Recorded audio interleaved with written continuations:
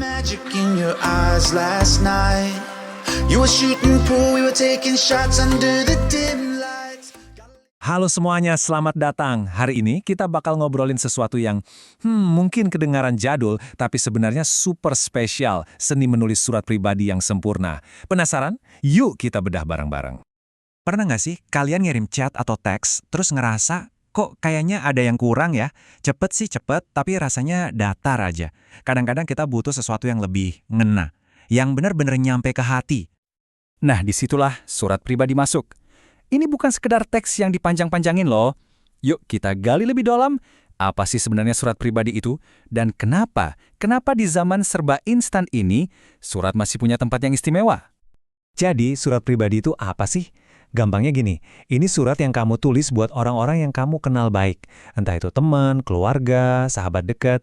Bahasannya juga santai banget, kayak kita lagi ngobrol tatap muka aja gitu.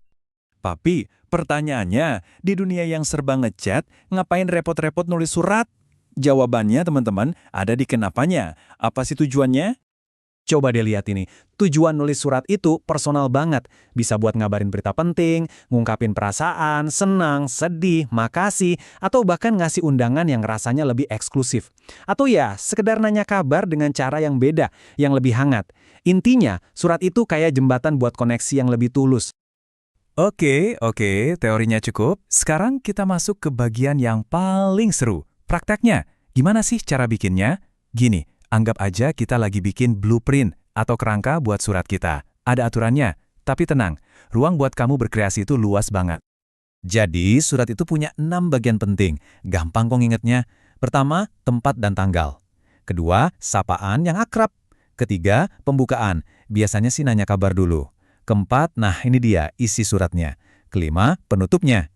Dan yang terakhir, salam penutup plus nama kamu. Simpel kan? Nah, kerangkanya udah jadi nih. Sekarang gimana cara ngisinya biar nggak kaku? Di bagian ini, kita fokus gimana caranya menyuntikkan kepribadian dan kehangatan ke tulisan kita. Biar suratnya tuh terasa hidup. Aturan emasnya cuma satu, santai aja. Bikin bahasanya senatural mungkin, seolah-olah kamu lagi ngobrol langsung sama orangnya. Gak usah pakai bahasa formal. Bayangin aja kamu lagi curhat sama sahabat. Contohnya nih, kamu bisa mulai dengan kalimat kayak, tebak deh, atau aku punya kabar seru nih. Langsung kan, suasananya jadi lebih akrab, lebih semangat, kayak mau bagi-bagi rahasia gitu. Dan jangan takut buat jujur sama perasaan kamu. Serius deh, kalimat kayak, aku kangen banget sama kamu, itu kalau ditulis di surat, rasanya beda banget. Bobot emosinya jauh lebih dalam dibanding cuma ngetik di chat. Gimana? Masih bingung mau nulis apa? Tenang. Ini aku kasih beberapa contekan frasa yang bisa jadi pemicu ide buat kamu.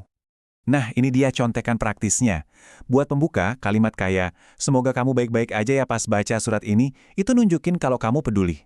Terus buat isi, aku mau cerita soal, itu cara paling gampang buat mulai. Dan di penutup, kalimat kayak ditunggu ya balasannya, atau jaga diri baik-baik, itu selalu pas buat ngasih sentuhan akhir yang hangat.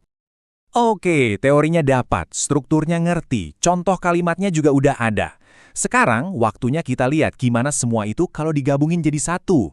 Langsung aja kita lihat contoh nyatanya. Ini ada contoh surat pendek dari Nadia buat temennya Rani. Coba deh, kalian perhatiin baik-baik. Bisa nggak nemuin ke-6 bagian blueprint yang udah kita bahas tadi? Siap? Di sini kita bisa lihat, Nadia mulai dengan menanyakan kabar Rani, sebuah pembukaan yang ramah. Lalu, dia langsung cerita soal sekolah barunya.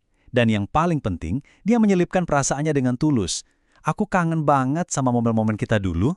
Inilah yang bikin suratnya jadi personal banget. Gimana? Ketemu nggak ke-6 bagiannya? Yuk, kita cek bareng-bareng, biar makin yakin. Nah, ini dia jawabannya. Lengkap kan? Ada tempat dan tanggal, ada sapaan untuk Rani, ada pembukaan apa kabar, terus ada isinya soal sekolah baru, penutup, cepat balas ya, dan terakhir salam penutup, salam sayang Nadia. Semuanya ada dan ngalir banget kayak obrolan biasa. Tuh kan, ternyata sesimpel itu loh bikin pesan yang benar-benar punya arti, pesan yang bisa disimpan, dibaca ulang, dan bikin orang yang kita sayang senyum-senyum sendiri. Jadi, sekarang tinggal satu pertanyaan aja nih yang tersisa. Siapa orang pertama yang bakal kamu kirimin surat?